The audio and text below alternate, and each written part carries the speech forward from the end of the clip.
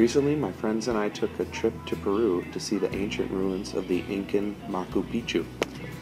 Machu Picchu is located northwest of the ancient city of Cusco, first established by the Inca.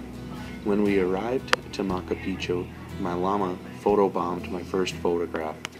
As we approached and got closer, we saw the great stone masonry work of the ancient Inca. We then approached the Temple of the Three Windows, located in the center of this picture near the yellow text.